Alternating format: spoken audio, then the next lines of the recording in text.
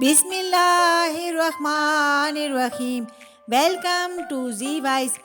سرجوت کون تھا؟ دوستو، ازل سے ایک دوسرے پر فوقیت حاصل کرنے کی جنگ چلی آ رہی ہے، جنگ جو زندگیاں ہی نہیں نسلیں بھی نگل جاتی ہے۔ آریہ نسل کا سپہ سالار ہندال اپنی 9 ماہ کی حاملہ بیوی کے ہمراہ میدان جنگ میں اپنے ملک کی بقا کے لیے لڑتا بری طرح ہار گیا تو اس نے تیروں سے چھلنی اپنی بیوی کا پیٹ چاک کر کے بچے کو نکال لیا، جو آریہ نسل کی واحد نشانی تھا۔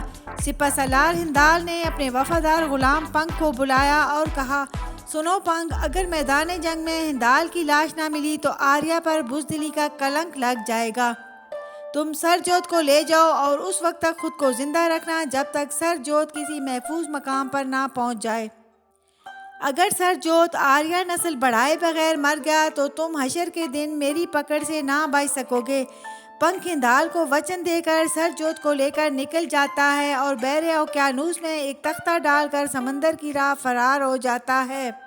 دوستو، زیادہ راہ ختم ہو جاتا ہے تو وفادار پنکھ نومولود سرجوت کو اپنے خون کی بوندیں پلاتا رہتا ہے اور 41 دنوں کے بعد طویل سمندر کی مسافت طے کر کے وہ ایک جزیرے پر جا لگتا ہے۔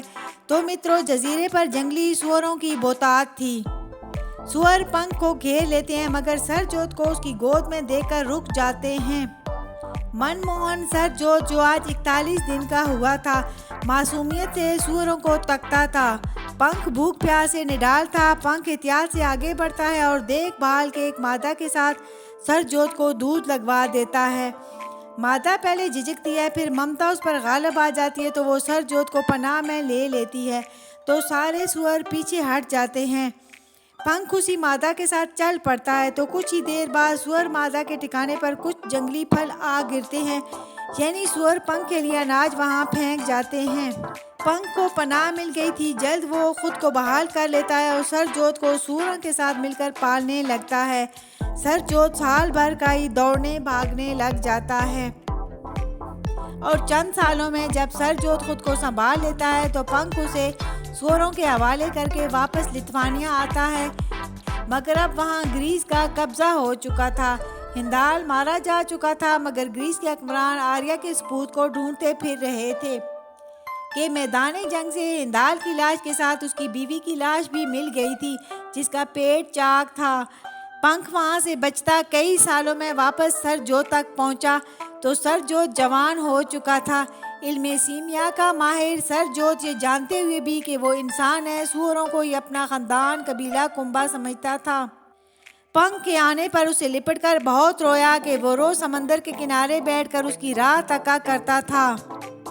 پنکھ نے جھولے سے ایک نومولود بچی نکالی تو شکتیوں کا مالک سرجوت اس کے بتائے بغیر ہی سمجھ گیا۔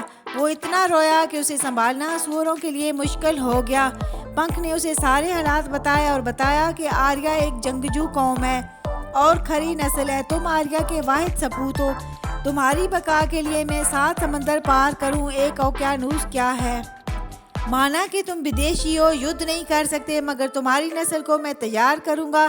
آریہ دھرتی کے ماتھے کا جھومر ہے، اتہاس لکھنے والے آریہ اپنی غیرت دشمنوں کے ہاتھوں سے واپس لیں گے۔